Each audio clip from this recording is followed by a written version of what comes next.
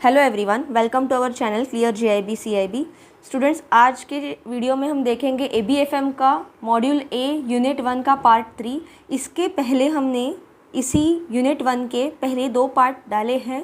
तो अगर आप ये वीडियो फर्स्ट टाइम देख रहे हैं तो पहले आई वुड सजेस्ट आप वो दोनों जाके देखिएगा वीडियोज़, ताकि आपको बेसिक कॉन्सेप्ट की आइडिया है कि मैनेजमेंट का क्या बेसिक कॉन्सेप्ट है। ठीक है, सो लेट अस स्टार्ट।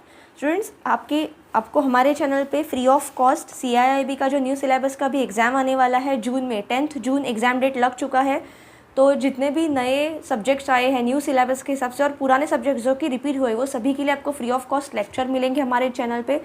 तो इसके लिए आपको बने रहना है, सब्सक्राइब करना है, बेल आइकन को प्रेस करना है, ताकि कोई भी इंपॉर्टेंट अपडेट आप मिस ना करो। आपको डेली वीडियोज़ मिल रहे हैं स्टूडेंट्स, तो लाइक ज़रूर कीजिएगा, और कुछ प्रॉब्लम रहेगा, कुछ डाउट रहेगा तो आप कमेंट सेक्शन में पूछ सकते हो। So let us start. Students, यहाँ पे हमने इसके पहले वीडियो में अलग अलग थियोरीज़ देखी थी मैनेजमेंट के लिए। ठीक है, अलग अलग मैनेजमेंट के थॉट्स देखे, अप्रोचेस देखे, और उसके बेसिस पे 3 इंपॉर्टेंट थियोरीज़ देखी थी। पहली थी मैस्लो हायरार्की ऑफ नीड्स, दूसरी थियोरी थी डॉगलास मैकग्रेगर्स XY थियोरी, और तीसरी थियोरी थी मोटिवेशन हाइजीन थियोरी। तो ये तीनों थियोरी एग्ज़ाम पर्सपेक्टिव से बहुत इंपॉर्टेंट है, क्योंकि स्टूडेंट्स मैंने आपको बताया था, अगर कोई साइंटिस्ट, कोई रिसर्चर्स, कोई इन्वेस्टिगेटर अगर कुछ फैक्चुअल इन्फॉर्मेशन, थियोरी या डेफिनेशन देता है तो एग्जाम में वो डायरेक्टली एज इट इज़ पूछे जाने के बहुत ज़्यादा चांसेस है। तो लेट अस स्टार्ट। या अभी थर्ड पार्ट में हम देखेंगे सिस्टम स्कूल ऑफ मैनेजमेंट। ठीक है, यहाँ पे भी अलग अलग साइंटिस्ट ने, अलग अलग इन्वेस्टिगेटर्स ने अपने थियोरीज दिए हैं, तो ये एग्जाम पर्सपेक्टिव से इंपॉर्टेंट हो जाते हैं। System school of management. This school of management thought was propounded by Daniel Katz, an American psychologist, and Ludwig von Bertalanffy, an Australian biologist. They advocated concept of management being an open system which is required to interact with environment constantly for getting resources which are both valuable and limited. So, students, जो system school of management का concept है वो कौन से 2 scientist ने दिया था, ये इंपॉर्टेंट है। पहला साइंटिस्ट का नाम क्या है? डैनियल कैट्स, जो कि अमेरिकन साइकोलॉजिस्ट थे, और दूसरे थे लुडविग बर्टलैंफी, जो कि ऑस्ट्रेलियन बायोलॉजिस्ट थे। ठीक है, तो ये दोनों नाम इंपॉर्टेंट हो जाते हैं। इन्होंने क्या थियोरीज दी थी? इन्होंने concept of management being an open system की थियोरी दी थी। मतलब यहाँ पे उन्होंने क्या कहा है कि अगर आपको कोई बिजनेस मैनेज करना है, ठीक है, तो उसके लिए आपको एनवायरनमेंट के साथ कॉन्स्टेंटली इंटरैक्ट करना होगा। जो आपका बिजनेस है उसे एनवायरनमेंट के साथ इंटरैक्ट करना होगा फॉर गेटिंग रिसोर्सेज। ठीक है, ऐसे रिसोर्सेज विच आर वैल्यूएबल, जो कि वैल्यूएबल भी और लिमिटेड भी है, तभी तो आप वो रिसोर्सेज को यूज़ करके अपना बिजनेस बढ़ा सकते हो। तो ये कॉन्सेप्ट किसने दिया था? डैनियल कैट्स एंड लुडविग बर्टलैंफी ने। तो ये आपको क्वेश्चन एग्जाम में पूछा जा सकता है कि ये कॉन्सेप्ट किसने दिया था। ठीक है, तो ऐसे बोल सकते हैं सिस्टम स्कूल ऑफ मैनेजमेंट का कॉन्सेप्ट, जहाँ में एनवायरनमेंट से कॉन्स्टेंटली रिएक्ट करना है फॉर गेटिंग रिसोर्सेज अपने बिजनेस को, जो कि वैल्यूएबल एंड लिमिटेड है। ये थियोरी कौन से साइंटिस्ट ने दिया था? ऑप्शन 1 में दिया जाएगा डैनियल कैट्स, ऑप्शन 2 में दिया जाएगा लुडविग बर्टलैंफी, ऑप्शन 3 रहेगा suppose none of these, and option 4 रहेगा बोथ ऑफ दीज। सो आपको both of these option tick करना है। अभी देखते हैं डिटेल में कि उन्होंने एग्जैक्टली क्या थियोरी दी थी।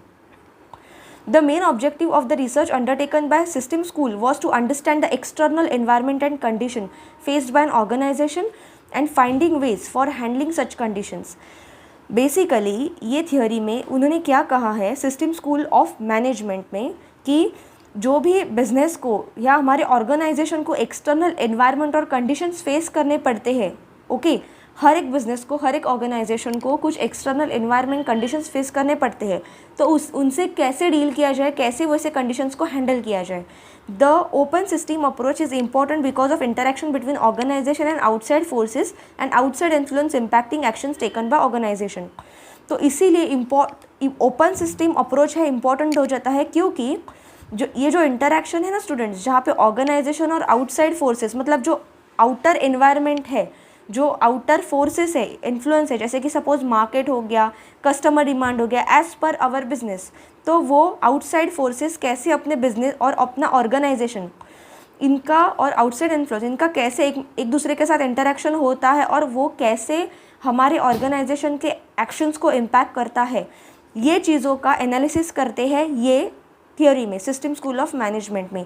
इसका एक एग्जाम्पल देखते हैं। For example, a bank provides financial services and products to its customers and customers reacts by liking or rejecting the product. Suppose एक ऑर्गेनाइजेशन लेते हैं जैसे कि बैंक, तो बैंक क्या करता है, अलग अलग फाइनेंशियल सर्विसेज और प्रोडक्ट्स लाता है, किसके लिए, कस्टमर्स के लिए, ठीक है। तो कस्टमर्स ये क्या है, ऑर्गेनाइजेशन का वर्क है, ठीक है। ऑर्गेनाइजेशन ने अपना काम किया, क्या काम किया, फाइनेंशियल सर्विसेज और प्रोडक्ट्स दिए, and customers react bye liking or rejecting the product. तो यहाँ पे जो आउटर इन्फ्लुएंस है, ठीक है, आउटसाइड इन्फ्लुएंस है, आउटसाइड फोर्सेस है, वो उनका काम कौन कर रहा है, कस्टमर्स का रिएक्शन। तो कस्टमर्स एक तो वो प्रोडक्ट को लाइक करेंगे, नहीं तो रिजेक्ट करेंगे। तो वो डिपेंड करेगा कि ये जो ऑर्गेनाइजेशन है, ये जो बिजनेस है, उस पर आउटर फोर्सेस कैसे इन्फ्लुएंस कर रही है। तो यही कॉन्सेप्ट दिया है हमारे दो साइंटिस्ट ने, जिनका नाम है डैनियल कैट्स एंड लुडविग बैटलैनफी ने, ठीक है। तो यही कॉन्सेप्ट को कहते हैं सिस्टम स्कूल ऑफ मैनेजमेंट। तो ये अगर आपको एग्जाम में पूछा जाए तो ये कॉन्सेप्ट आपके दिमाग में अभी क्लियर हो चुकी होगी कि एक्सटर्नल सोर्सेज कैसे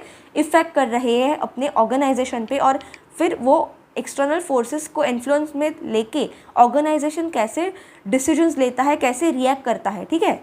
आगे बढ़ते हैं। नेक्स्ट कॉन्सेप्ट आता है कॉन्टीजेंसी स्कूल ऑफ मैनेजमेंट। देखिए, कॉन्टीजेंसी का मतलब क्या होता है, फ्यूचर के ऐसे इवेंट्स जो कि प्रेडिक्ट किए जा सकते हैं बट वो सर्टनली होंगे या नहीं, उसका गारंटी नहीं है। मतलब फ्यूचर में होने के चांसेस है लेकिन कंफर्म नहीं कि होंगे ही, तो ऐसी चीज़ को बोलते हैं contingency, the contingency school of management.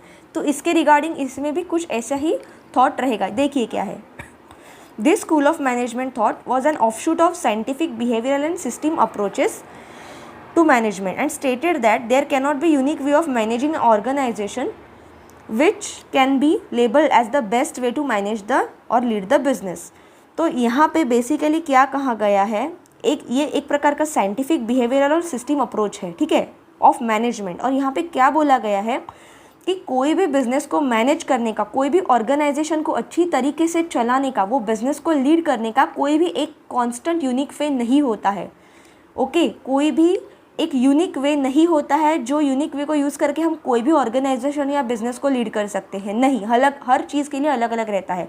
The best or optimal way shall always depend or be contingent on internal and external environment. तो बेस्ट या ऑप्टिमल वे क्या होता है, ऑप्टिमल मतलब best, positive for that organization. ये क्या होता है, कौन सा वो वे होता है, तो वो डिपेंड करता है कौन सा इंटरनल और एक्सटर्नल एनवायरनमेंट है वो बिज़नेस के आसपास। मतलब इंटरनल एनवायरनमेंट, वो बिज़नेस के अंदर क्या चल रहा है, कंपनी में, ऑर्गेनाइजेशन में कैसा एनवायरनमेंट है, फ्रेंडली एनवायरनमेंट है क्या, वो आगे देखेंगे क्या क्या एनवायरनमेंट कंसीडर करना। और एक्सटर्नल एनवायरनमेंट, आउटर, जो अभी हमने ऊपर देखे थे कि क्या क्या आउटर फैक्टर्स है जो इन्फ्लुएंस करते हैं बिज़नेस को। तो ऐसे चीज़ें जो कि इंटरनल और एक्सटर्नल एनवायरनमेंट, वो बिज़नेस के आसपास क्या चल रहा है, उसी पे डिपेंड करते हैं कौन सा मैनेजमेंट टेक्निक हम उसमें यूज़ कर सकते हैं। In other words, there can not be a standard solution to various business situations face by management. इसका मतलब यही है कि there can not be a standard solution. कोई भी बिजनेस को चलाने के लिए कोई भी एक स्टैंडर्ड सॉल्यूशन हो नहीं सकता। क्यों? क्योंकि उसके लिए उसका इंटरनल और एक्सटर्नल एनवायरनमेंट हर एक बिज़नेस के लिए अलग अलग रहेगा, तो उसी का इम्पैक्ट रहेगा बिज़नेस पे। तो उसके हिसाब से ही वो अपने अपने बिज़नेस को यूज़ करके अपने अपने बिज़नेस को लीड करने के लिए अलग अलग स्टैंडर्ड वे हो जाएगा।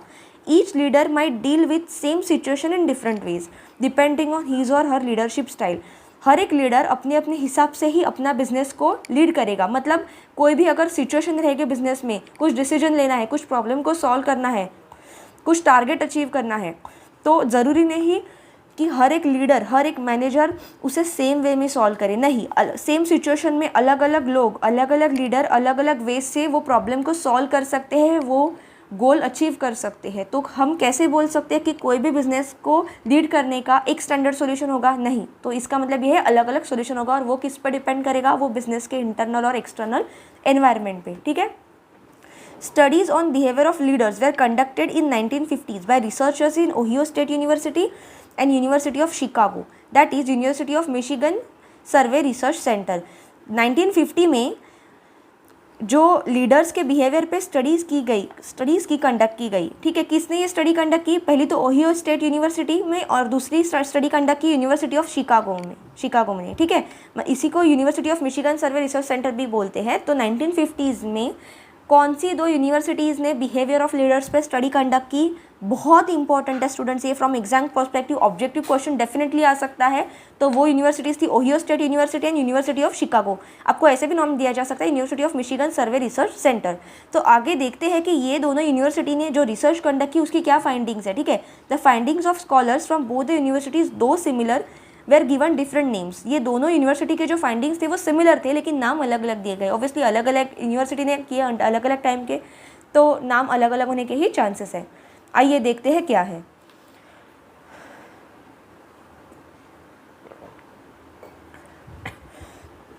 पहला स्टडी किया गया ओहियो स्टेट यूनिवर्सिटी ने, तो उनका देखते हैं। कंसिडरेशन लीडर बिहेवियर, मतलब लीडर का कैसा बिहेवियर होना चाहिए, कैसा बिहेवियर था उस टाइम जो स्टडी कंडक्ट की गई, ठीक है। He believes in building good rapport. Rapport means relation. Okay. He believes in building good rapport with subordinates and having good interpersonal relationship. तो जो ओहियो स्टेट यूनिवर्सिटी का स्टडी था उसमें उन्होंने पाया गया कि जो लीडर है वो अच्छा रिलेशन बनाए रखता है अपने कलीग्स के साथ, अपने सबऑर्डिनेट्स के साथ, और उनके बीच की जो रिलेशनशिप थी, इंटरपर्सनल रिलेशनशिप्स, वो अच्छी थी, ठीक है। Shows support and concern for people, और वो लीडर अपने एम्प्लॉयज़ की तरफ, अपने पीपल की तरफ, अपने ह्यूमन रिसोर्सेज की तरफ सपोर्ट और कंसर्न दिखा रहा था। वो उन्हें सपोर्ट कर रहा था, उनके प्रॉब्लम्स को समझ रहा था और उन्हें सॉल्व करके उन्हें हेल्प भी कर रहा था, और उन्हीं का जो ह्यूमन रिसोर्स कैपिटल यूज़ करके अपना बिजनेस आगे बढ़ाने की कोशिश कर रहा था। दूसरा फाइंडिंग क्या किया? Initiating structure leader behaviour. तो लीडर बिहेवियर और क्या पाया गया? Believes in proper structure of planning, scheduling, aligning different roles with task completion and attainment of business goals in mind. तो ये जो लीडर था, जो लीडर्स थे जिनका स्टडी किया था ओहियो स्टेट यूनिवर्सिटी ने, उन्होंने क्या पाया गया कि जो बिजनेस के गोल्स अच्छी अटेन करने के लिए ये लीडर्स क्या करते हैं, ये लीडर्स एक प्रॉपर स्ट्रक्चर बनाते हैं जिसमें प्लानिंग होता है, कैसे प्लानिंग करना है बिजनेस को आगे बढ़ाने के लिए, कैसे शेड्यूल करना है, स्टार्ट कैसे करना है, aligning different roles with different task completion and attainment. मतलब कौन से एम्प्लॉय को, कौन से पर्सन को क्या रोल देना है बिजनेस में, अपने फर्म में, तो ताकि वो पर्सन वो काम अच्छे से कर सके विद टास्क कंप्लीशन, और वो टास्क अच्छे से पूरा भी हो सके, ठीक है।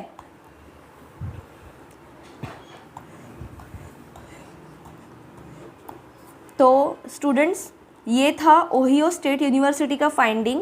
उन्होंने जो 1950s में कुछ लीडर्स पे रिसर्च किया था, तो उसमें उन्हें ये फाइंडिंग्स मिले, ठीक है। पहला क्या था? कंसिडरेशन लीडर बिहेवियर, जिसमें एक लीडर अपने एम्प्लॉयज़ के साथ, अपने कलीग्स के साथ अच्छा रैपोर्ट रिलेशन बनाए रखता है, गुड इंटरपर्सनल स्किल रखता है, and shows support and concern for people. और अच्छा लीडर क्या बिलीव करता है? बिजनेस के गोल्स को फाइंड आउट करने के लिए वो क्या माइंड में रखता है? Proper structure for planning, plan करना, scheduling and aligning different roles with task completion. अलग अलग एम्प्लॉय को अलग अलग रोल्स देना ताकि वो टास्क अच्छे से कंप्लीट किया जा सके, ठीक है, for attainment of business goals in mind. अभी देखते हैं कि यूनिवर्सिटी ऑफ शिकागो के क्या फाइंडिंग्स थे। रिलेशन ओरिएंटेड बिहेवियर, देखिए ऑलमोस्ट जो कॉन्सेप्ट है सिमिलर ही है, लेकिन नाम अलग अलग दिया है। रिलेशन ओरिएंटेड बिहेवियर, ये बिहेवियर क्या कहता है? Encourages social interactions, social interactions को इनकरेज करता है एक लीडर के, ठीक है। वो अगर कोई लीडर को अपना बिजनेस चलाना है तो वो सोशल इंटरैक्शंस करेगा ताकि वो ज़्यादा इन्फॉर्मेशन ग्रास्प कर सके। Involves mutual respect and trust, वो अपने एम्प्लॉय को रिस्पेक्ट से मतलब रिस्पेक्ट देगा और ट्रस्ट भी रखेगा, और म्यूचुअल ट्रस्ट एंड रिस्पेक्ट को वो इन्वॉल्व करेगा। एम्पावर्स पीपल, वो अपने एम्प्लॉयज़ को एम्पावर करेगा ताकि वो ज़्यादा से ज़्यादा अच्छे से काम कर सके, ठीक है। और दूसरा क्या नाम था दूसरा क्या कॉन्सेप्ट उन्होंने रिकॉग्नाइज किया था? Task oriented behaviour. ये तो था रिलेशन ओरिएंटेड बिहेवियर, मतलब कैसे रिलेशन होना चाहिए सोशल मतलब सोसाइटी के साथ और एम्प्लॉयज़ के साथ, मतलब वही अपना जो सराउंडिंग में जो पीपल है उनके साथ कैसा रिलेशन होना चाहिए, और कैसे एम्प्लॉयज़ के साथ बिहेव करना चाहिए, मतलब उनमें रिस्पेक्ट, ट्रस्ट, एम्पावर्स पीपल, ये सब चीज़ें, ठीक है। नेक्स्ट क्या था? Task oriented behaviour. अभी टास्क से क्या ओरिएंटेड बिहेवियर था? Different structure and business goals. देखो सेम ही है, थोड़ा नाम अलग है। Define structure and business goal, university of Chicago जो लीडर का टास्क कंप्लीट करने का बिहेवियर है वो तो पहले लीडर क्या करेगा, स्ट्रक्चर और बिजनेस गोल को डिफाइन करेगा कि क्या होने चाहिए। एम्फेसाइजेस प्लानिंग, फिर वो लीडर क्या कर रहे थे, वो लीडर्स वो प्लानिंग को एम्फेसाइज कर रहे थे, वो प्लानिंग कर रहे थे। डिफाइंस प्रायोरिटी, उसके बाद में प्लानिंग के बाद प्रायोरिटी से काम को डिफाइन कर रहे थे कि कौन सा काम पहले किया जाना चाहिए। And has a model for rewarding and punishing, और वो लीडर्स रिवॉर्ड के भी मॉडल बना रहे थे ताकि अगर किसी एम्प्लॉय ने अच्छा काम किया तो उसे रिवॉर्ड दिया जा सके, और पनिशिंग, अगर गलत काम किया तो पनिशमेंट भी दी जा सके। तो ये था टास्क ओरिएंटेड बिहेवियर कुछ लीडर्स का, जो कि 1915 में यूनिवर्सिटी ऑफ शिकागो ने किया था। ठीक है, तो एग्ज़ाम में ये दोनों स्टडीज़ बहुत इंपॉर्टेंट है गाइज, आपको याद रखना है। देखिए कॉन्सेप्ट तो सेम है, पूछे जाने के क्या चांसेस है, ये जो आपको बोल्ड में दिया है ना, ये सिर्फ नाम अलग है क्योंकि अंदर के कॉन्सेप्ट सेम है। तो आपको नाम पहले तो अच्छे से याद रखने हैं, बाकी अंदर का चीज़ें आप थोड़ा भी पढ़ के वहाँ पे टिक कर सकते हो। ओहियो स्टेट यूनिवर्सिटी ने क्या बोला, consideration leader and behaviour, consideration leader behaviour and initiating structure leader behaviour. तो ये बिहेवियर किसने दिए, consideration leader behaviour and initiating structure behaviour Ohio State university ने। और रिलेशन ओरिएंटेड बिहेवियर और टास्क ओरिएंटेड बिहेवियर ये किसने दिए, यूनिवर्सिटी ऑफ शिकागो ने। तो ओरिएंटेड वर्ड याद रखो, अगर ओरिएंटेड वर्ड आता है बिहेवियर में, रिलेशन और टास्क वाले, तो यूनिवर्सिटी ऑफ शिकागो टिक कीजिएगा, और consideration leader behaviour initiating structure behaviour रहेगा तो ओहियो स्टेट यूनिवर्सिटी। ओके, तो ये थे दोनों यूनिवर्सिटी के behaviour. The contingency school of management thought is criticize for being reactive and for failure to be proactive and for not providing some standard procedures and principles to be applied in specific situation. Students, ये contingency school of management का जो theory था, ये thought था, उसे criticise किया गया। क्यों? क्योंकि इसने कोई भी स्टैंडर्ड प्रिंसिपल और प्रोसीजर नहीं बताया गया है जिसको यूज़ करके मैनेजमेंट किया जा सके बिजनेस में। The approach can turn out to be expensive in terms of money and time. ये अप्रोच थोड़ा एक्सपेंसिव था in case of money and time, क्योंकि हर एक बिजनेस के लिए अलग अलग आउटर एनवायरनमेंट को देख के ही हम वो बिजनेस का मॉडल बनाएंगे। तो ये थोड़ा एक्सपेंसिव था, टाइम कंज्यूमिंग था। Development of proper theory of management principle becomes almost impossible, क्योंकि हर एक बिजनेस के लिए अलग अलग थियोरी डेवलप, अलग अलग मैनेजमेंट की थियोरी डेवलप करना, ये ऑलमोस्ट नेक्स्ट टू इम्पॉसिबल है। इतना टाइम रहता ही नहीं है बिजनेस करने के लिए। ठीक है, तो ये इतना ज़्यादा पॉपुलर नहीं हो, ऑल्दो इसको क्रिटिसाइज़ किया गया। ठीक है, अभी आगे देखते हैं दूसरा कौन सा थियोरी था मैनेजमेंट का, that is contemporary school of management. Now students, contemporary मतलब क्या पहले समझिएगा। कंटेम्पररी मतलब क्या समझिएगा। कंटेम्पररी मतलब प्रेजेंट टाइम, मतलब प्रेजेंट सिचुएशन जो है उसके हिसाब से ये मैनेजमेंट थियरी हम यूज़ करेंगे। आइए देखते हैं क्या है। Management theory continues to advance because of constant evolution of business practices and management techniques, especially in the wake of technological advancements. ठीक है, अलग अलग टेक्नोलॉजिकल एडवांसमेंट्स के वजह से हम अलग अलग बिजनेस की थियरी, मैनेजमेंट की थियरी इवॉल्व होती गई। Further continuous research is giving rise to new approaches to management. तो आगे अलग अलग रिसर्च के, जैसा रिसर्च आगे हो रहा था वैसे अलग अलग मैनेजमेंट के अप्रोचेस को राइज मिला। The concept of total quality management and learning organization are quite relevant in this context. 1 second students. Okay, तो ये केस में एक नया कॉन्सेप्ट आया जिसे यूज़ करके एक्चुअल में बिजनेस का मैनेजमेंट अच्छे से किया जा सकता है, जिसे कहते हैं total quality management and learning organization. ठीक है, ये दो चीज़ें थी। टोटल क्वालिटी मैनेजमेंट स्टूडेंट्स, ये बहुत इंपॉर्टेंट है फ्रॉम एग्जाम पर्सपेक्टिव, तो आपको अच्छे से पढ़ना है। डिफ़िकल्ट नहीं है, ईजी है, लेकिन कीवर्ड समझने हैं, क्योंकि ये जितने भी टेक्निक्स हमने अभी तक देखे हैं उनमें से ये सबसे बेस्ट है और इसे यूज़ करके बिजनेस को मैनेज अच्छे से किया जा सकता है। Okay, as per this chapter, तो इसीलिए इम्पॉर्टेंट हो जाता है। ठीक है, पहला है टोटल क्वालिटी मैनेजमेंट, पहला कॉन्सेप्ट। उसमें क्या कहाँ है, the total quality management focuses on management of organization for delivering high quality goods and services to its customer. देखिए, नाम से ही पता चलता है टोटल क्वालिटी मैनेजमेंट मतलब बिजनेस में आप जो जिस चीज़ का बिजनेस कर रहे हो उसकी क्वालिटी बेस्ट होनी चाहिए, ताकि वो उस कस्टमर्स हैप्पी होए, ठीक है, कस्टमर्स हैप्पी रहे। तो डिलीवरिंग हाई क्वालिटी गुड्स, उनकी क्वालिटी बेस्ट होनी चाहिए, या सर्विस इंडस्ट्री है तो सर्विसेज भी बेस्ट मिलनी चाहिए कस्टमर्स को। द अप्रोच और originated in Japan after second world war. ये टोटल क्वालिटी मैनेजमेंट का जो कंसेप्ट आया स्टूडेंट्स, वो कब स्टार्ट हुआ? It started after second world war. कहाँ पे ओरिजिनेट हुआ? जापान में। तो ये बहुत इंपॉर्टेंट होता है कि टोटल क्वालिटी मैनेजमेंट का कॉन्सेप्ट अप्रोच कहाँ डेवलप हुआ? जापान में, after second world war. And the 4 main elements of this approach are, ठीक है, अभी आगे हम देखेंगे क्या 4 इंपॉर्टेंट एलिमेंट्स है, लेकिन आपको ये समझना है कि ये कॉन्सेप्ट किस पे फोकस करता है? क्वालिटी में, delivering high quality goods and services, ठीक है। तो क्या 4 मेन इंपॉर्टेंट एलिमेंट्स है देखते हैं। पहला है एम्प्लॉय इन्वॉल्वमेंट। देखिए, a high degree of involvement of employ is instrumental in preventing quality issues before they occur. तो कोई भी बिजनेस में, कोई भी ऑर्गेनाइजेशन में जो एम्प्लॉय काम कर रहे हैं ना, उनकी इन्वॉल्वमेंट, वो तन मन से अपने 100% फोकस से अगर वो काम करते हैं, ठीक है, अच्छे से काम करते हैं, तो क्वालिटी इश्यूज़ होंगे ही नहीं। अगर क्वालिटी इश्यूज़ हो रहे हैं तो they will check it properly, ठीक है। ये कह रहा है कि एम्प्लॉयज़ की 100% इन्वॉल्वमेंट होनी चाहिए ताकि क्वालिटी इश्यूज़ प्रिवेंट होंगे बिफोर दे अकर, मतलब होने से पहले ही प्रिवेंट होंगे। एम्प्लॉय पकड़ लेंगे कि नहीं, यहाँ पे कुछ प्रॉब्लम हो रहा है, ये मेथड नहीं फॉलो करना चाहिए, कि यहाँ पे कुछ एरर का ये दिख रहा है तो ये नहीं करना चाहिए। तो इसीलिए क्या ज़रूरी है? एम्प्लॉय की इन्वॉल्वमेंट, ठीक है, पूरे 100% फोकस से वो काम कर रहे हैं, ठीक है। सेकेंड है कस्टमर फोकस।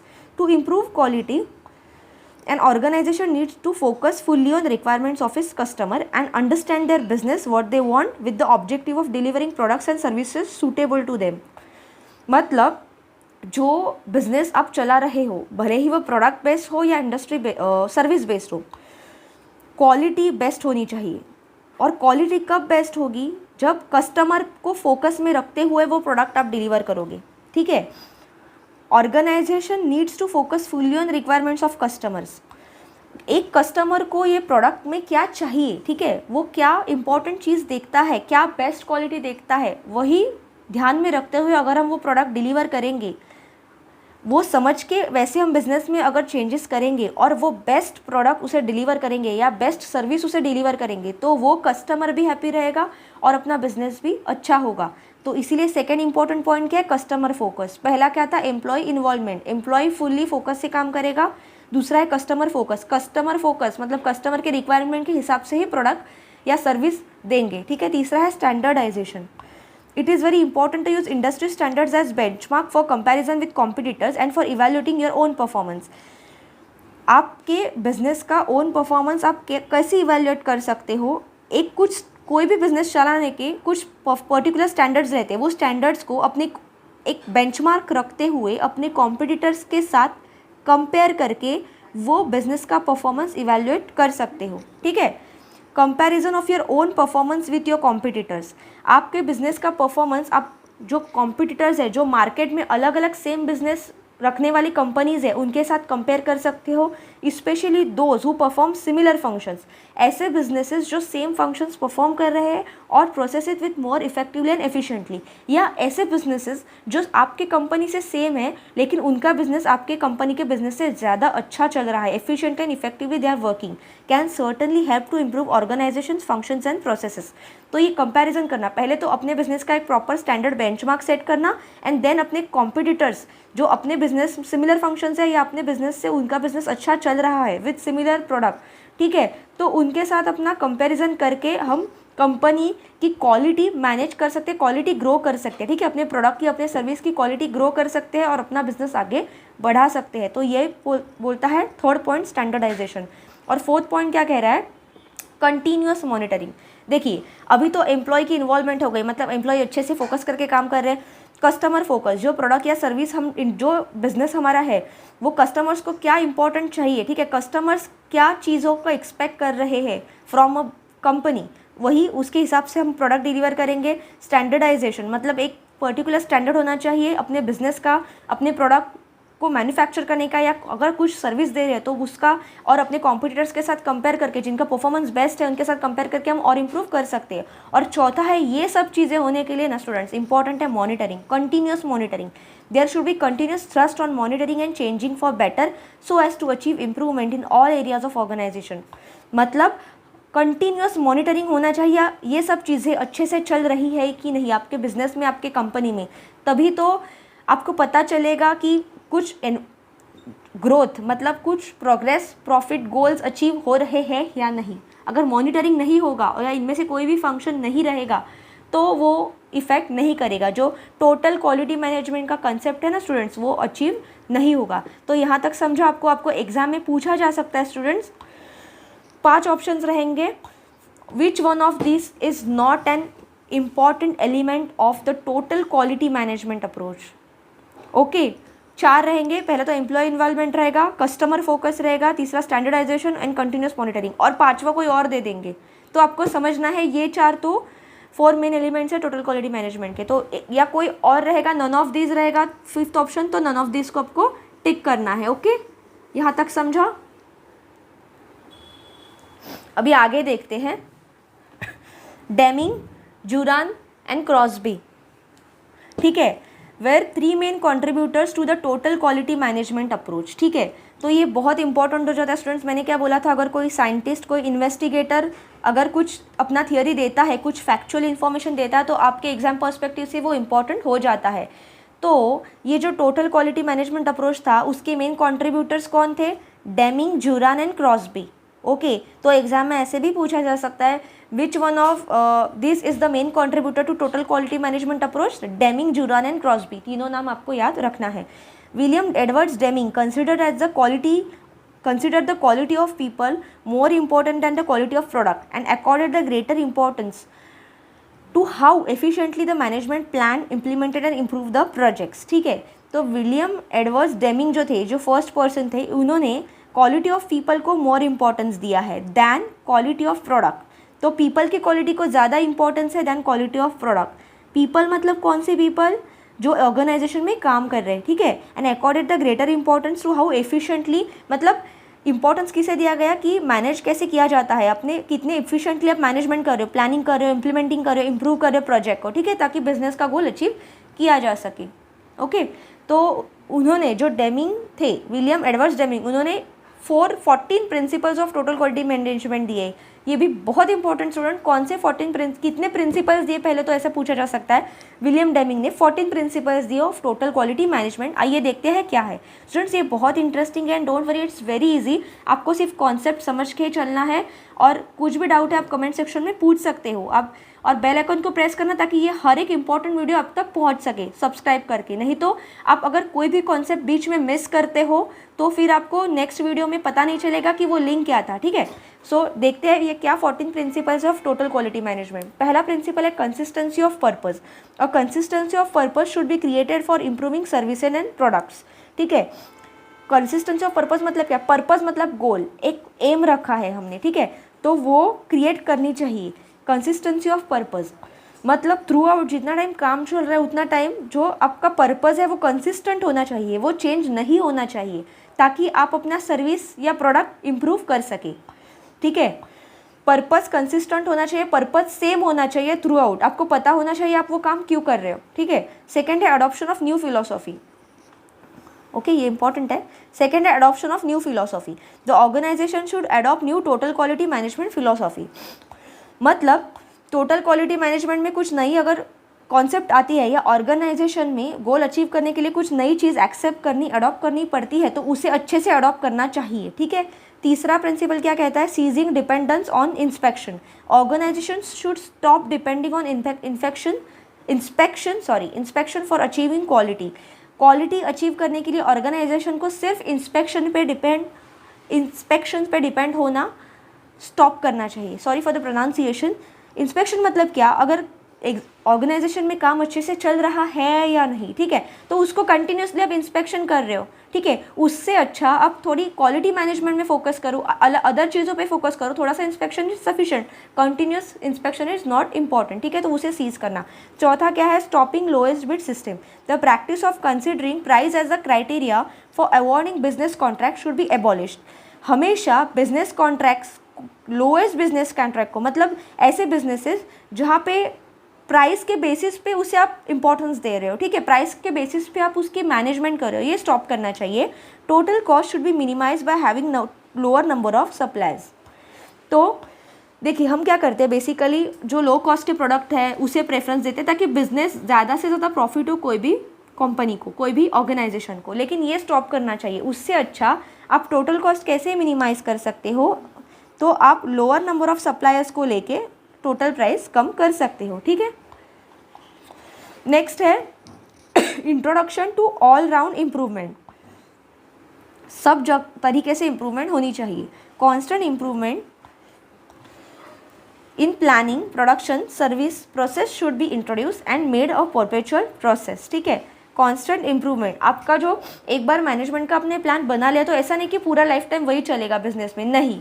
आपको वो प्लानिंग, प्रोडक्शन और सर्विस का जो प्रोसेस है जिसका आपने प्लानिंग बनाया है और जो चल रहा है उसमें कांस्टेंट इंप्रूवमेंट लाना पड़ेगा। अगर आपने कोई प्लान बनाया, ठीक है, और प्लान फॉलो हो रहा है और अगर वो प्लान फॉलो करके मनचाहा रिजल्ट नहीं मिल रहा है, गोल अचीव होने के चांसेस नहीं लग रहे या गोल अचीव नहीं हो रहा है, तो आप उसमें इंप्रूवमेंट करना ज़रूरी है to made a perpetual process, ठीक है। नेक्स्ट है instituting on the job training.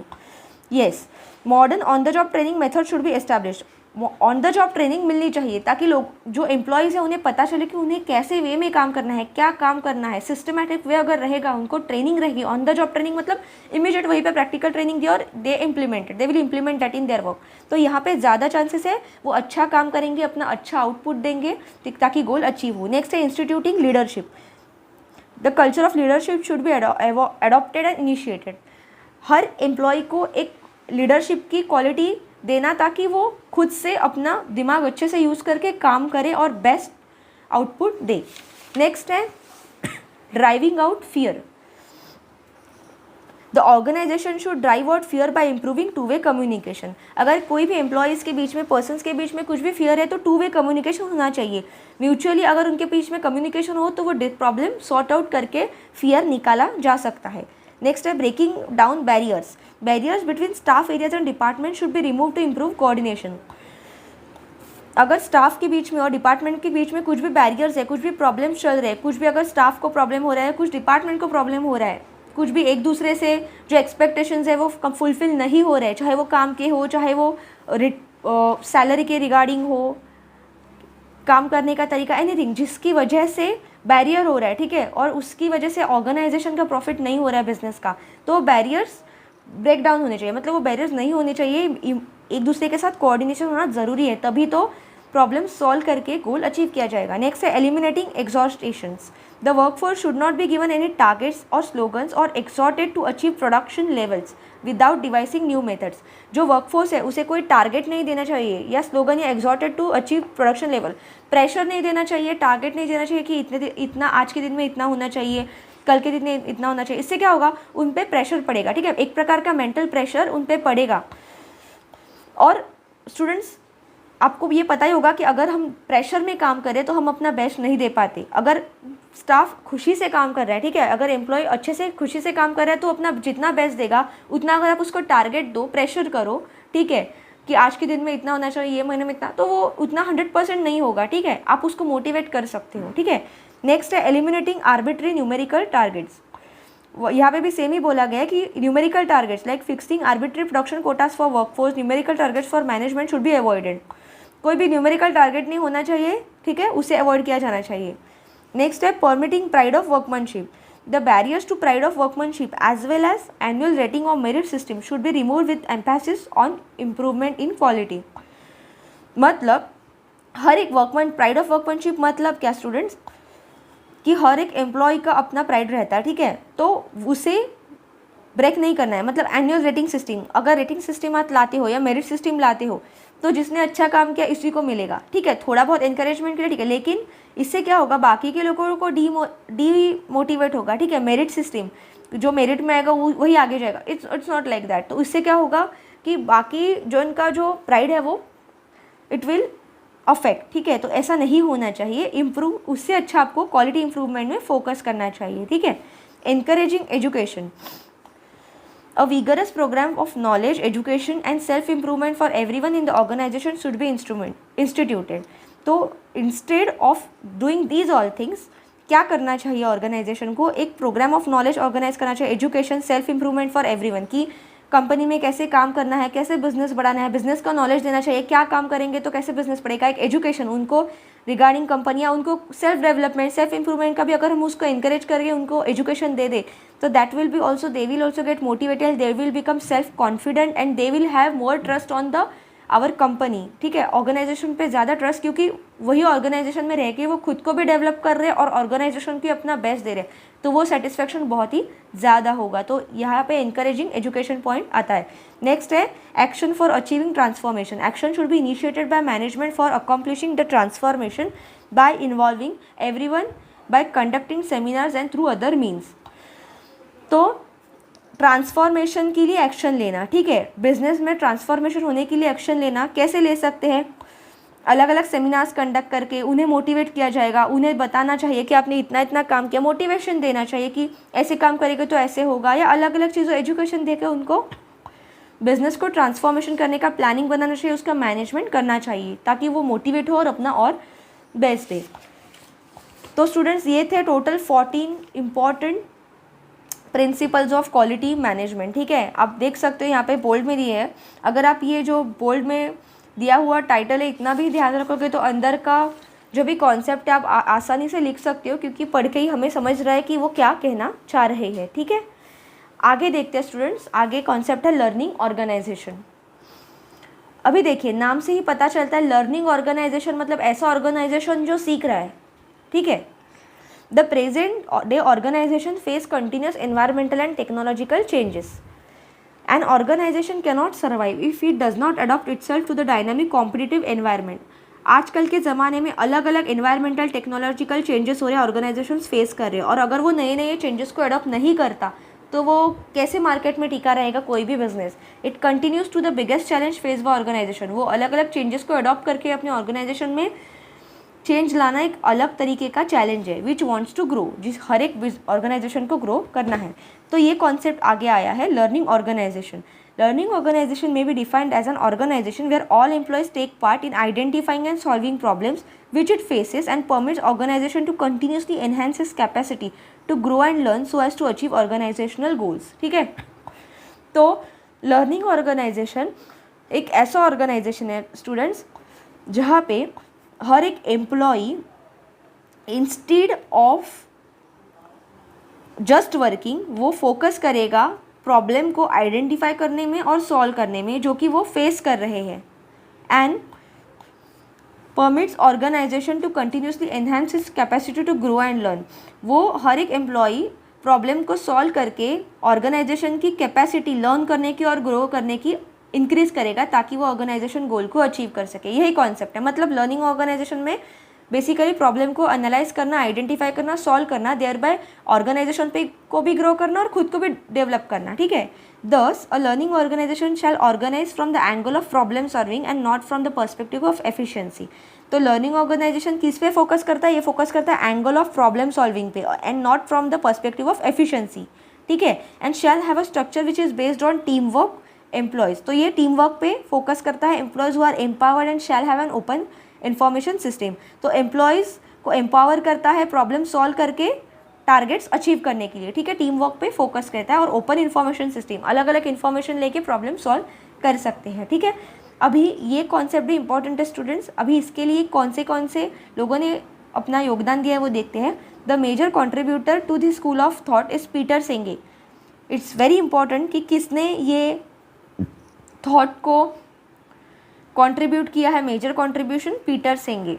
He has defined learning organisation in his book the fifth discipline the art of practice of learning organisation. ये बहुत इंपॉर्टेंट है, ये अगेन फैक्चुअल डेटा आ गया कि ये बुक किसने लिखा, the fifth discipline the art and practice of learning organisation, Peter Senge. उन्होंने किस चीज़ का, कौन से कॉन्सेप्ट का थियरी दिया, लर्निंग ऑर्गेनाइजेशन का। ठीक है, अभी देखते हैं उन्होंने अपने बुक में क्या बोला।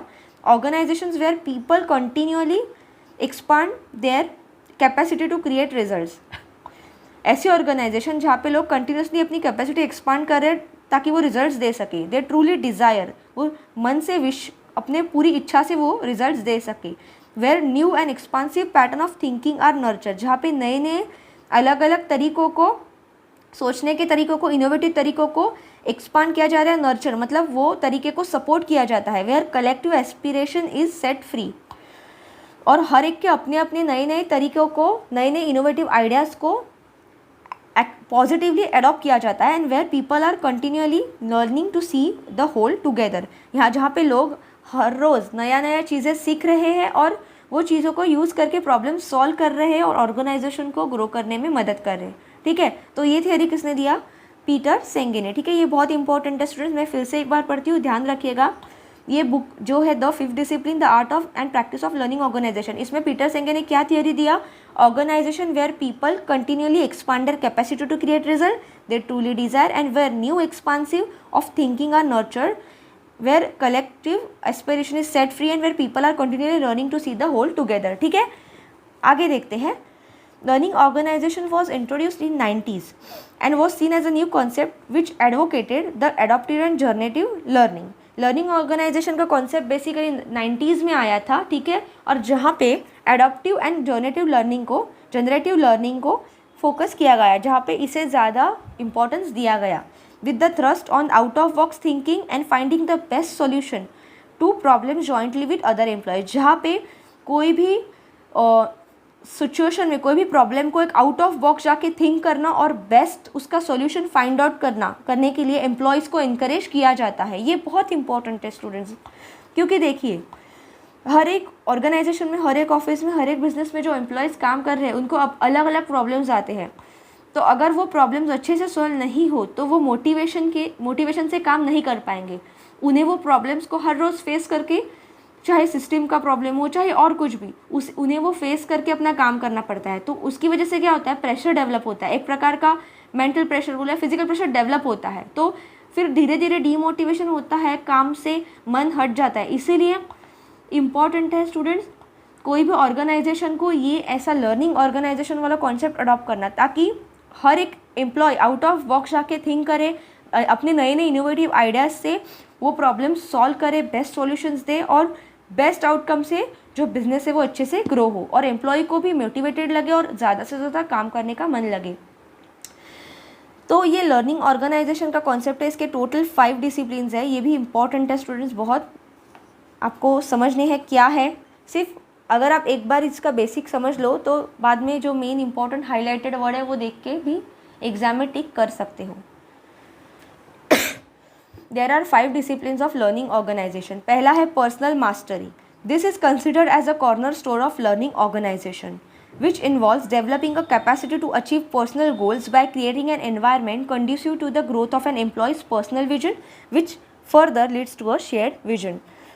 यहाँ पे बेसिकली ये कहता है, देखिए ये कॉन्सेप्ट में उन्होंने बोला था कि हर एक एम्प्लॉय प्रॉब्लम सॉल्व करेगा अपना इनोवेटिव थिंकिंग यूज़ करके। तो इसीलिए पहला पॉइंट यही कहता है कि पर्सनल मास्टरी, हर एक एम्प्लॉय की वो प्रॉब्लम सॉल्व करने में अपनी पर्सनल मास्टरी होनी चाहिए। हर एक एम्प्लॉय अपना दिमाग यूज़ करके, खुद का दिमाग यूज़ करके, अलग अलग इनोवेटिव आइडियाज यूज़ करके, जो भी आउटर इन्वायरमेंट है उससे डील करने के लिए, प्रॉब्लम्स को डील करने के लिए अगर अपना अपना पर्सनल विजन यूज़ करके आइडिया निकालेगा तो that will be more good. ठीक है, तो इसीलिए इसे cornerstone of learning organisation कहते हैं। दूसरा है शेयर्ड विजन। शेयर्ड विजन मतलब क्या? This can be made possible when you trust people, collaborate and instead of only complying instructions of higher ups. इसका मतलब क्या है? सिर्फ ऊपर के लोगों का, सिर्फ हायर डेजिग्नेशन के लोगों का इंस्ट्रक्शन फॉलो करने से अच्छा अगर एम्प्लॉयज़ के बीच में म्यूचुअल ट्रस्ट रहेगा और वो कोलैबोरेट करके एक दूसरे के साथ टीम वर्क में अगर काम करेंगे तो वो ज़्यादा अच्छा काम कर सकते हैं। शेयर्ड विजन से वो काम करके अच्छा बिजनेस गोल ला सकते हैं। The business leaders work together with employees to achieve joint vision. ठीक है, बिजनेस लीडर्स है उनको भी एम्प्लॉयज़ के साथ कोलैबोरेट करके एक जॉइंट विजन रख के काम करना चाहिए। They create an environment where employees feel that they are participating in the growth of organisation and where management encourage employees to take risk. मतलब एक बिजनेस लीडर ने या कोई बिजनेस ऑर्गेनाइजेशन ने ऑफिस में ऐसा एनवायरनमेंट रखना चाहिए अपने ऑर्गेनाइजेशन में ताकि एम्प्लॉयज़ को ऐसा लगे कि वो उनका जो कंट्रीब्यूशन है बिज़नेस के ग्रोथ में वो बहुत इंपॉर्टेंट है और उनको अच्छे से अच्छा काम करना चाहिए ताकि बिज़नेस ऑर्गेनाइजेशन ग्रो हो। और वो एम्प्लॉयज़ रिस्क लेने के लिए भी उनको इनकरेज करना चाहिए ताकि वो ज़्यादा से ज़्यादा रिस्क लेके अच्छा काम कर सके, अपना बेस्ट दे सके ताकि बिजनेस ग्रो हो सके। ठीक है, उसकी प्रोग्रेस हो सके। तीसरा है mental model. A mental model assists us in developing our understanding about the impact of assumption and generalizations deeply ingrained in our minds. ठीक है, mental model मतलब क्या?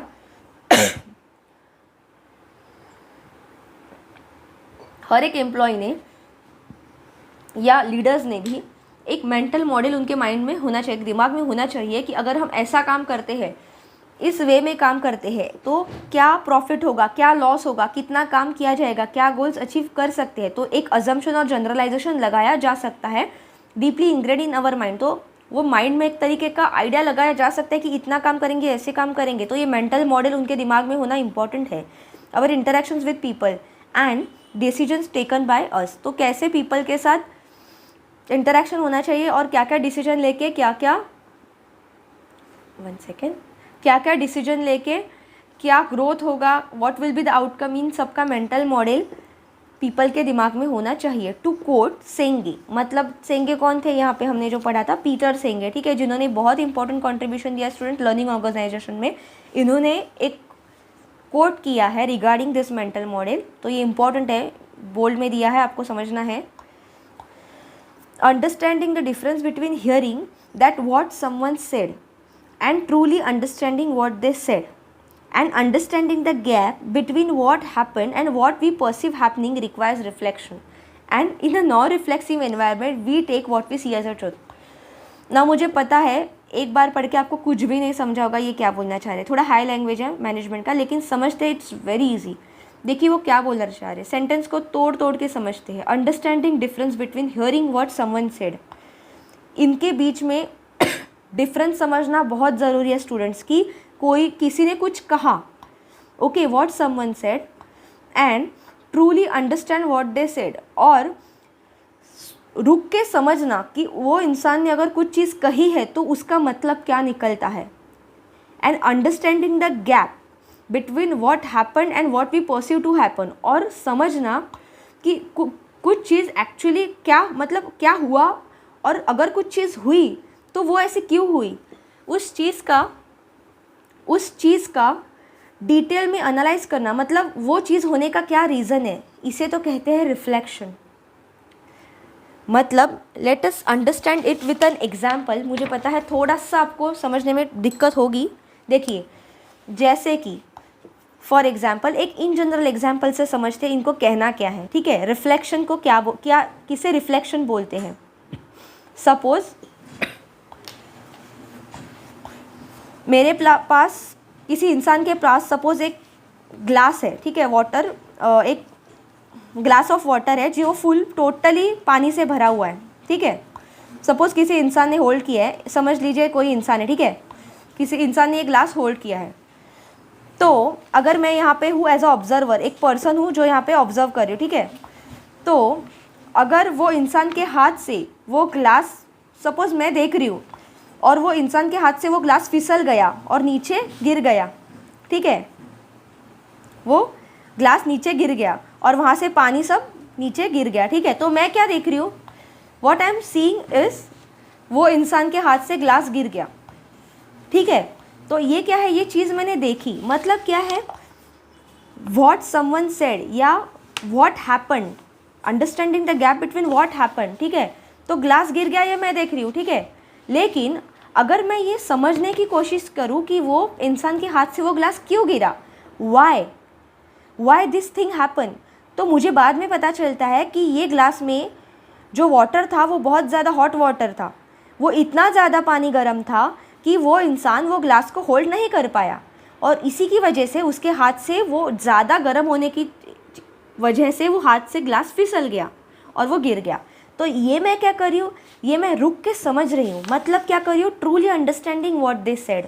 मतलब किसी ने सिर्फ बोला वो सुनना, और अगर किसी दूसरी बात है कि किसी ने बोला वो सुनना और ऐसे क्यों बोला, क्या बोला है, क्यों बोला है, उसका रीज़न समझना.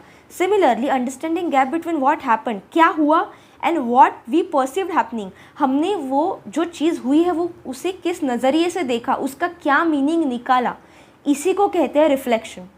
ठीक है, तो ये दोनों चीज़ों का डिफरेंस आपको समझा कि ये जो पीटर सेंगे है वो क्या बताने की कोशिश कर रहे हैं. रिफ्लेक्शन क्या होता है, कोई भी चीज़ अगर आप सिर्फ विजुअल कर रहे हो, देख रहे हो या सुन रहे हो, किसी इंसान ने कुछ मुझे चीज़ कही, ठीक है, तो मैं सोच रही हूँ हाँ ठीक है इसने ऐसा कहा, ठीक है, सपोज बॉस ने बोला आज ये टारगेट आपको कंप्लीट करना है, उसके बिना जाना नहीं है, सपोज, ठीक है, तो या किसी कस्टमर की लोन फाइल है आपको देनी है, आज वो ढूंढे बिना वो देनी नहीं, जाना नहीं है घर पे, तो वो चीज़ क्या आपने सिर्फ सुना कि हाँ बॉस ने ऐसा ऐसा बोला, आपने सिर्फ सुना, लेकिन सेकंड केस में क्या, अगर आपने वो चीज़ सुन के आपने समझा कि वो ऐसे क्यों बोल रहे हैं, क्या वो कस्टमर का कोई जेन्युइन प्रॉब्लम है, क्यों रीज़न है, क्या रीज़न है, क्यों ऐसे बोल रहे हैं, वो चीज़ को सुन के समझना, हम उसे कैसे परसीव कर रहे हैं, उसी चीज़ को कहते हैं रिफ्लेक्शन। और in a non reflective environment, अगर एनवायरनमेंट नॉन रिफ्लेक्टिव है then we take what we see as a truth, तो वो केस में हम लोग जो देखते हैं उसी को सच मानते हैं, उस चीज़ में हम लोग अपना दिमाग यूज़ नहीं करते हैं। मतलब कोई भी चीज़ देखी और देख के तुरंत अजम्पशन कर लिया कि अरे इस इंसान के हाथ से ग्लास गिर गया तो इसको अच्छे से पकड़ने ही नहीं आता, एक ग्लास पकड़ने नहीं आता, क्या है यार, मतलब ये क्या है, हम उसे नॉन रिफ्लेक्सिव एनवायरनमेंट में देख रहे हैं, मतलब हम लोग समझ नहीं रहे कि चल क्या रहा हो, ऐसा क्यों हुआ। तो कोई भी चीज़ को अगर मेंटल मॉडल आप बना रहे हो तो ये कॉन्सेप्ट का यूज़ मेंटल मॉडल में क्या है स्टूडेंट्स, कि कोई भी चीज़ सिर्फ देख के या सुन के आप उसका इमीडिएट कंक्लूजन मत लगाओ कि ऐसा क्यों हुआ होगा, हाँ इसने ऐसा किया है, ऐसा हो गया इसने ऐसा, नहीं, वो चीज़ क्यों हो रही है उसे समझना ज़रूरी है। इसी का यूज़ बिजनेस में क्या होगा कि जब आप मेंटल मॉडल बना रहे हो, एम्प्लॉयज़ मेंटल मॉडल बना रहे हैं, तो उसका फ्यूचर में क्या उसका आउटकम हो सकता है, ठीक है, उसका क्या इम्पैक्ट हो सकता है, उसका अजम्पशन, आप वो कोई भी अगर आप कोई प्लानिंग बना रहे हो तो आप उसे कैसे परसीव करते हो, ठीक है, तो उसका क्या आउटकम हो सकता है, उसको आप प्रेजेंट में ही अज्यूम कर सकते करो, उसका मॉडल बनाओ, इसी को कहते हैं मेंटल मॉडल। और यही कॉन्सेप्ट दिया था पीटर सेंगे ने, ठीक है। आई होप आपको ये समझा रहेगा, कुछ डाउट रहेगा तो कमेंट सेक्शन में पूछ सकते हो गाइस, ठीक है। नेक्स्ट है टीम लर्निंग। चौथा है discipline of learning organisation is team learning. According to Senge, humility मतलब politeness is the very basis of team learning. Team members have to be ever willingly to reflect and consider views of other people and should always be prepared to forget their personal biases for creating collective collaborative work environment. मतलब कोई भी काम अगर अच्छे से काम complete करना है, मतलब लर्निंग ऑर्गेनाइजेशन में इंपॉर्टेंट क्या है, टीम लर्निंग। अगर कोई भी इंसान सिंगल लर्न कर रहा है और बाकी के लोग सुन ही नहीं रहे तो ऐसा नहीं चलेगा, एक टीम वर्क होना चाहिए। और इसके लिए इंपॉर्टेंट है ह्यूमिलिटी मतलब पोलाइटनेस। ये एग्जाम में पूछा जा सकता है ऑब्जेक्टिव फॉर्म में, for in concept of learning organisation dash is the very basis of team learning. क्या, तो ऑप्शन रहेगा ह्यूमिलिटी या पोलाइटनेस, ठीक है। तो पोलाइट होना, एम्प्लॉयज़ को पोलाइट होना ज़रूरी है, तभी तो वह समझ पाएंगे कि कैसे क्या क्या थिंग्स लर्न करने, कैसे प्रॉब्लम्स को सॉल्व करना है, ठीक है। इसलिए टीम लर्निंग बहुत इंपॉर्टेंट है, एम्प्लॉयज़ को मिल के प्रॉब्लम्स को सॉल्व करना है और बेस्ट सॉल्यूशन लाना है। लास्ट है systems learning, systems thinking. The idea of system thinking envisages that everything is interrelated and interconnected. System thinking क्या बोलता है कि बिजनेस में, ऑर्गेनाइजेशन में हर चीज़ एक दूसरे से कनेक्टेड है और एक दूसरे से रिलेटेड है। We cannot act as a disjointed set of personal silos. इसका मतलब ये है, disjointed sets मतलब आपने सेट थियरी में पढ़ा रहेगा अलजेब्रा में, ठीक है, स्कूल टाइम में या कॉलेज टाइम में। मतलब कोई भी एम्प्लॉई बिजनेस में, ऑर्गेनाइजेशन में एक अलग पर्सनैलिटी होके नहीं रह सकता, अपना अलग पर्सनल साइलोस मतलब अपने अलग थिंकिंग लेके, अलग अपना ही कुछ एटीट्यूड लेके नहीं रह सकता। उसको जो बिज़नेस है उसमें सबके साथ मिलके काम करना है, क्योंकि कोई हर एक बिज़नेस में, हर एक ऑर्गेनाइजेशन में हर एक चीज़ एक दूसरे से रिलेटेड और इंटरकनेक्टेड है। तो अगर कोई लीडर हो या एम्प्लॉय हो, वो बोलता है नहीं मैं ये काम ऐसे ही करूँगा, ये मेरे तरीके से मैं कर रहा हूँ, नहीं, ऐसे नहीं चलेगा। अगर वो बिज़नेस में हर एक इंसान अपने अपने हिसाब से काम करने लग गया, वो एक दूसरे के नहीं सुनेगा, तो बिज़नेस का प्रॉफिट कैसे होगा, नहीं।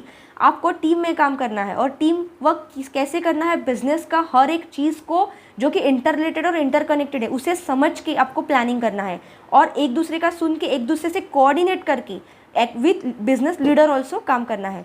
We need to look at the whole picture and understand how each part is connected. आपको बिजनेस को एक होल पिक्चर के फॉर्म में देखना है, ना कि सिर्फ एक पर्टिकुलर पार्ट। अगर कोई डिपार्टमेंट में मैं काम कर रही हूँ तो मैं सिर्फ वो डिपार्टमेंट का नहीं देखूंगी, मुझे मेरा विजन ऐसा बनाना चाहिए ताकि वो डिपार्टमेंट का टोटल ऑर्गेनाइजेशन में क्या कंट्रीब्यूशन है, और मेरा काम वो ऑर्गेनाइजेशन को ग्रो करने में कैसा हेल्प करेगा, ठीक है। तो कैसे प्रॉब्लम मैं सॉल्व कर सकूँ, क्योंकि ये लर्निंग ऑर्गेनाइजेशन का कॉन्सेप्ट है ना। इन हिज बुक फिफ्थ डिसिप्लिन, किसने लिखा था ये बुक, सेंगे ने, हमने पहले ही देखा था फिफ्थ डिसिप्लिन। देखिए यहाँ पे हमने देखा था ना, सेंगे का बुक था पीटर सेंगे का बुक था the art and discipline of learning organisation. तो फिर से उन्होंने दिया है कि in his book the fifth discipline Senge has stated that systems thinking is sensibility for the subtle interconnectedness that gives living system their unique character। मतलब जो system thinking करना मतलब क्या, ऑर्गेनाइजेशन में सब कुछ इंटर रिलेटेड है और कोई भी एम्प्लॉय अपना अलग ही अपना चला के नहीं कर सकता, उसे टीम वर्क में ही काम करना है और ऑर्गेनाइजेशन को एज अ होल पिक्चर समझ के काम करना है। ये सिस्टम थिंकिंग एक सेंसिबिलिटी है, ये एक सेंसिटिव है, इसको समझ के अच्छे से काम करना है। For the subtle of interconnectedness, जो इंटरकनेक्टेड चीज़ें हैं उनको समझ के that gives living system there unique character. तो अगर हर एक एम्प्लॉय ये चीज़ें समझ के काम करेगा ना स्टूडेंट्स ऑर्गेनाइजेशन के लिए, तो वो ऑर्गेनाइजेशन को एक यूनिक कैरेक्टर देगा, एक यूनिकनेस देगा और ऑर्गेनाइजेशन का ग्रोथ जल्दी होगा। तो यही थे वो 5 इंपॉर्टेंट पॉइंट्स गाइस। ये बहुत इंपॉर्टेंट है, एग्जाम पर्सपेक्टिव से आपको पूछा जा सकता है ऑड वन आउट के फॉर्म में कि following are the 5 disciplines of learning organisation, कौन से है। तो पहले तो पर्सनल मास्टरी, शेयर्ड विजन, ठीक है, आपको नाम से ही पता चला, अभी हमने डिटेल में इसका कॉन्सेप्ट देखा, डाउट रहेगा तो पूछ लीजिएगा कमेंट सेक्शन में। तो आपको सिर्फ जो मेन जो बोल्ड फॉर्म है ना वो ध्यान रखना है, अंदर का चीज़ आप खुद से लिख सकते हो, ठीक है। Personal mastery, shared vision, then mental model, team learning and system thinking, ये थे 5 important disciplines of learning management. और ऑड वन आउट के फॉर्म में पूछा जाएगा तो इनमें से किसी एक की जगह दूसरा कुछ दे दिया जाएगा, तो आपको ध्यान रखना इंपॉर्टेंट है। तो ये सब चीज़ें देख के एक फाइनल कंक्लूजन में आते हैं अभी लर्निंग ऑर्गेनाइजेशन इंपॉर्टेंट क्यों है। देखिए ये इंपॉर्टेंट है तो इसमें से क्वेश्चन बनने के पूरे चांसेस है कि लर्निंग ऑर्गेनाइजेशन इंपॉर्टेंट है, तो क्यों है देखते हैं। It always tries to find out improved and innovative ways for doing things and staying ahead of competition. ये हमेशा एक इम्प्रूव्ड और इनोवेटिव वे फाइंड आउट करने की कोशिश करता है लर्निंग ऑर्गेनाइजेशन का कॉन्सेप्ट, जहाँ पे हम ऑर्गेनाइजेशन को कंपटीशन में अहेड मतलब सबसे आगे लेके जा सकते हैं। The effectiveness and efficiency of learning organisation is very high. अगर लर्निंग ऑर्गेनाइजेशन का जो हम कॉन्सेप्ट यूज़ करते हैं तो उसकी एफिशिएंसी और इफेक्टिवनेस बहुत हाई है। Learning organisation has a higher productivity and output.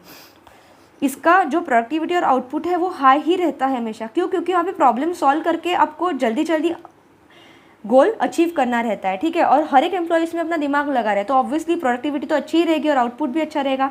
Learning organisation helps in enhancing image of the company.